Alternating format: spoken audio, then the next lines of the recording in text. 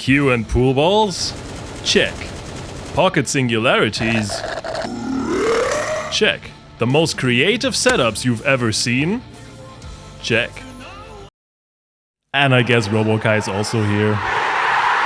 All these and much more are the work of Venom, the second character of Guilty Gear Strive Season 4. This review covers everything you need to know about the character to determine if he's worth your well-earned clams. And once again, I'm anything but a pro, so take everything with a grain of salt.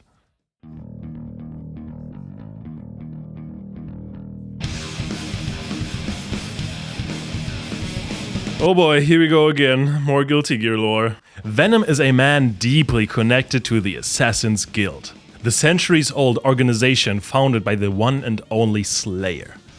He's an assassin that hates killing, an ideal that would almost get him expelled if not for the guild's leader, Zato 1, who sees great potential in him. So let me just tell you, Venom is obsessed with Zato. I'm talking Vera levels of simping here. So when Zato dies and Slayer decides to disband the guild, Venom steps up to be the new leader to honor his friend's name. During the events of Guilty Gear Xrd, Venom seeks to defeat Batman, henchman of its main villain, Ariel's. Now how do you beat the guy who can read minds and has psychic powers so strong that he's forced to be in a constant state of sleeping? Well, by hiring a guy that doesn't have any thoughts to begin with. So Venom teams up with Robo-Ky to beat the Bat for good.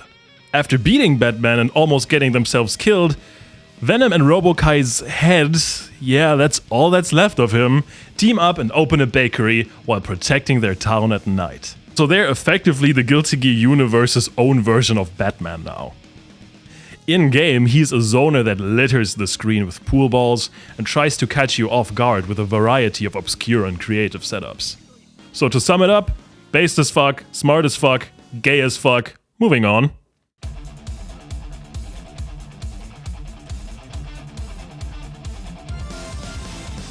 First things first, drip review. Come on, do I even need to say anything? I mean, come on now. My man is the definition of having that shit on. Absolutely cold. S tier.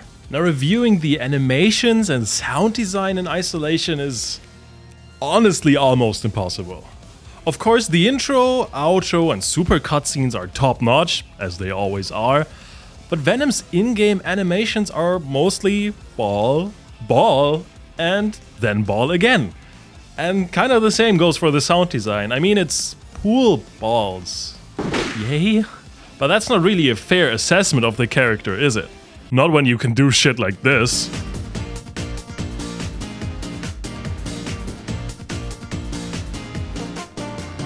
Also, Robo-Ky is just so fucking peak, man.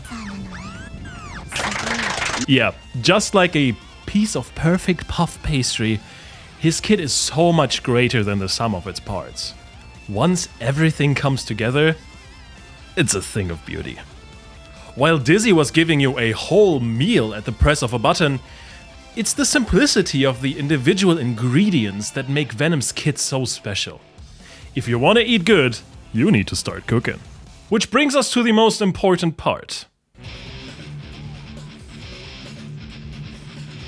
Alright everybody, let's talk some gameplay. Venom doesn't have a guard crush.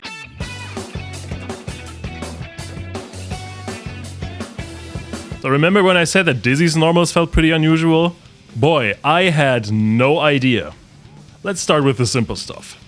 A lot of Venom's normals, such as Close Slash, 2H or 2D, are multi-hitting, which makes them easy to hit confirm, but also quite easy to burst. His JD, which is also multi-hitting, is air jump and dash cancelable, leading to some potentially pretty wacky mix-up situations. 6K has a vacuum effect, which allows you to go for a strike throw mix-up using his command grab. 2D is comboable, which leads to 6H, a move that grants a hard knockdown, being his main setup tool. Besides that, his slashes feel pretty good, his kicks feel amazing, and boy, his 2P mash goes so hard. I love that move. When combined with H Stinger, it can send your opponent full screen and allow you to set up. Oh yeah, and then there's 5H.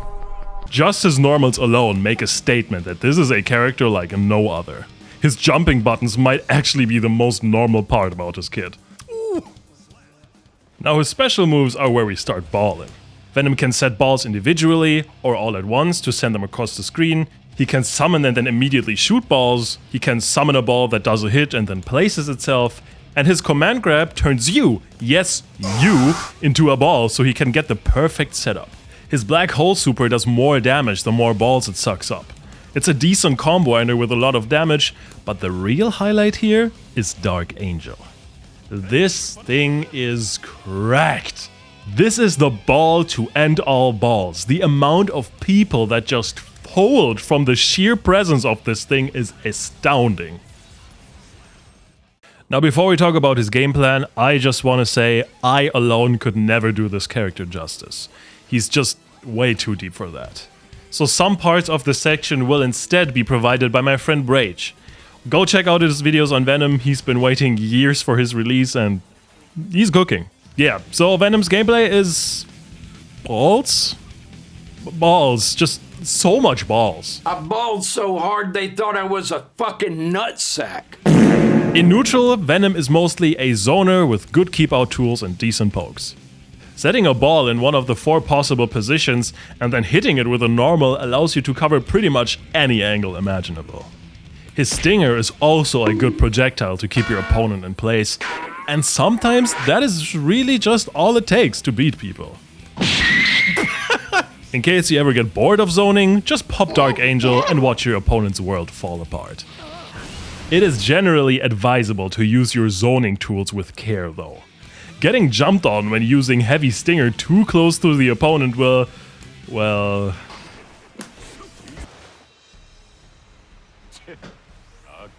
Combos on the other hand, at this point I'm convinced that there's no such thing as a staple combo with this character, bro. Everything feels situational.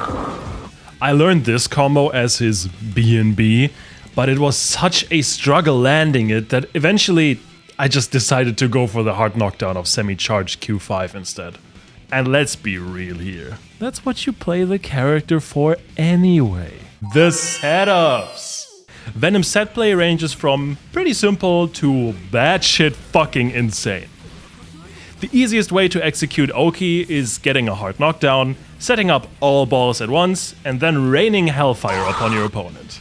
Another simple setup is setting S-ball, JH into 2K2D or 5K pressure. The nice thing about that is that it's loopable if it hits. If you hit a throw, you can set K-ball, use 5K to send the ball forwards, and then dash cancel off the hit to be able to confirm off the meaty hitting ball. How cool is that?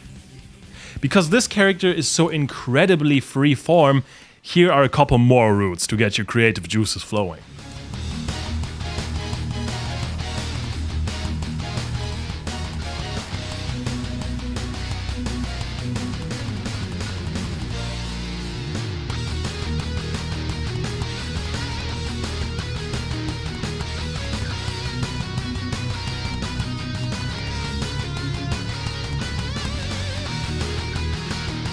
Oh yeah, and remember how I said that you can use this Trumbaka throw to set up the perfect Oki situation? Well, you could also just do this instead.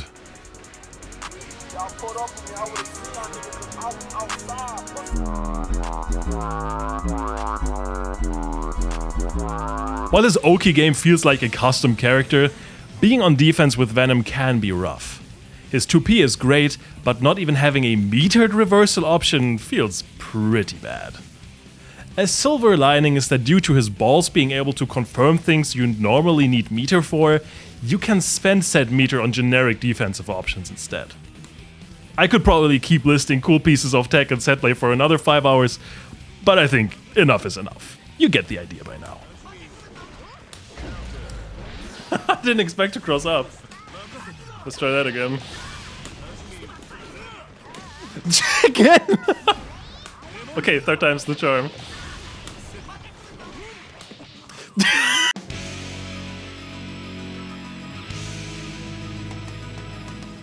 Alright, now let's wrap it up. Venom may not be Guilty Gear Strive's most complicated character, but he certainly feels like its deepest. There are just so many setups, combos, and pieces of matchup knowledge to learn with this character, it's unreal. This is a character for the labbers, the scientists, and the cooks. This is a character to get married to. The unusual properties of buttons like 2D or 6H make Venom feel like such a breath of fresh air. This character rewards creativity and commitment, and I would love to see him do well competitively. It's a blast to see how much of his personality he got to keep when making the jump to Strive. But boy, is this character also polarizing. You could just as well flip all I just said on its head. Stylish as he is, Venom might actually be the most unintuitive character in the game. At least for a normal dude like me. If you're not ready to hit the lab for an hour or two before hitting up tower, you're in for a rough time. I personally love set play and mix-up characters, but I also enjoy just getting the job done. Venom is just a bit too obscure for me personally, as cool as he may be. Giving this character a typical rating from 1 to 10 is tough, and I don't think it would do him justice. After this video, I'm sure you'll know if this is a character for you anyway. Even though he may not be my cup of tea, I still think the design team absolutely cooked with Venom, and after this, I'm stoked to see what new characters like Unica and Lucy will bring to the table. Ladies and gentlemen, the second character of Season 4 passes the vibe check.